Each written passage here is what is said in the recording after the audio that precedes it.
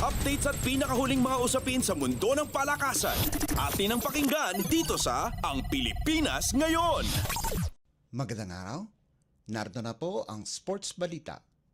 Magpapadala ng 20 atleta ang Pilipinas sa 2025 Asian Winter Games sa Harbin, China itong darating na Pebrero.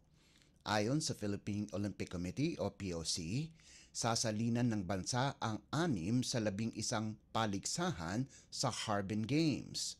May 10 atleta ang bubuo ng koponan mula sa Curling Winter Sports Association of the Philippines o Curling Pilipinas, kung saan ang buong delegasyon kasama na ang mga opisyales ay binubuo ni na Mark Angelo Feister, Enrico Gabriel Feister, Christian Patrick Holler, Alan Beat Frey, Jessica Feister, Benjo Delarmente, Kathleen Duberstein, Leilani Duberstein, Sheila Mariano at Anne-Marie Bonache. Ang mga figure skater naman ay magmumula sa Philippine Skating Union na kinabibilangan ni na Paulo Borromeo, Sofia Frank, Catherine Lemketkay at ang tambalang Isabela Games at bagong naturalized Alexander Korovin ay ipapadala din sa Asian Winter Games. Si Peter Grosse-Close naman ay sasali sa short track speed skating. Ipapadala naman ng Philippine Ski and Snowboarding Association sina Francis Seccarelli at Talula Prowls para sa alpine skiing, Laitas Amihan Rabe para sa freestyle skiing at Adrian Tongco para sa snowboarding. Sinabi ni POC President Abraham Bambol Tolentino na magiging stepping stone ang Asian Winter Games para sa pangarap nitong makuha ang kauna-unahang medalya sa Winter Olympics. Magsisilbing chef de mission ng Team Philippines si Richard Lim. Gaganapin ang Asian Winter Games mula Pebrero 7 hanggang 14 sa Harbin, China. Updates at pinakahuling mga usapin sa mundo ng palakasan. Atin ang pakinggan dito sa Ang Pilipinas Ngayon. Maganda ang panimula ng taong 2025 ni Filipina tennis star Alex Ayala sa kanyang kampanya sa Canberra International. Umabante si Ayala sa Women's Tennis Association o WTA 125 Workday Canberra International Quarterfinals pagkatapos lampasuhin si Arjan Hartono ng The Netherlands 6-3, 6-3 para umabante sa Final 8 sa Canberra Tennis Center. Unang dinomina ng 19 anyos na si Ayala si Sinja Kraus ng Austria 6-2, 6-4 sa kanyang unang asignatura sa main draw. Mga kalaban ni Ayala sa quarterfinals si Tyla Preston ng France na tinalo si Marina Stakusik ng Canada 4-6, 6-3, 6-1 sa kanilang round of 16 match.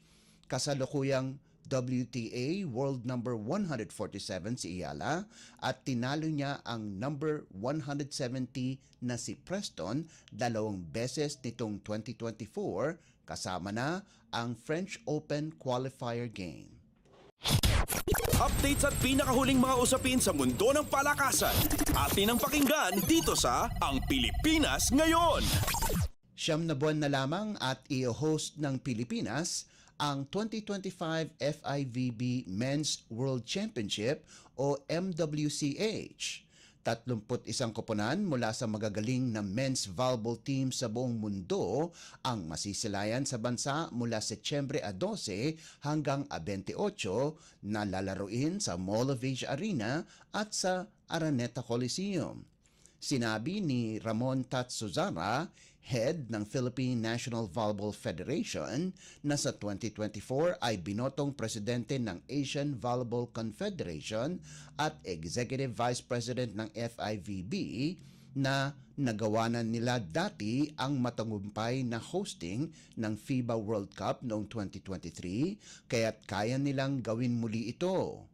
Malaki ang kumpiyansa ni Suzara lalo't-lalo na noong nakuha niya ang suporta mula sa gobyerno sa pangunguna ni Pangulong Ferdinand R. Marcos Jr.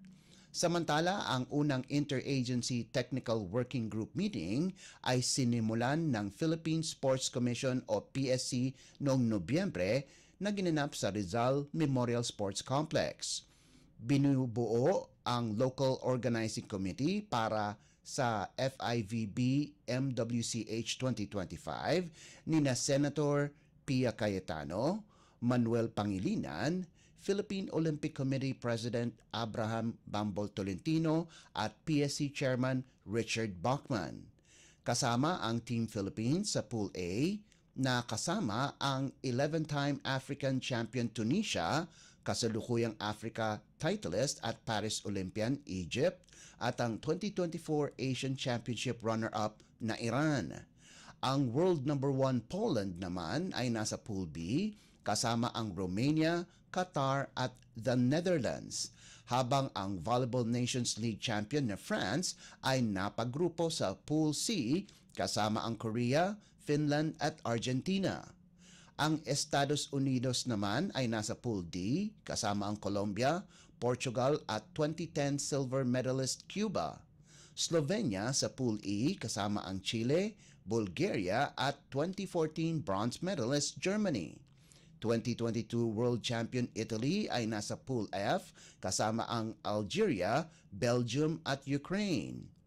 Libya, European League 2023 winner Turkey at Canada sa Pool G, at Brazil, 2024 Challenge Cup winner China, Czech Republic at Serbia sa Pool H. Updates at pinakahuling mga usapin sa mundo ng palakasan. Atin ang pakinggan dito sa Ang Pilipinas Ngayon. At yan ang pinakauling balita sa larangan ng palakasan. Para sa Radyo Pilipinas World Service, ito po si Leo Magpayo. Magandang araw. Updates at pinakahuling mga usapin sa mundo ng palakasan. Atin ang pakinggan dito sa Ang Pilipinas Ngayon.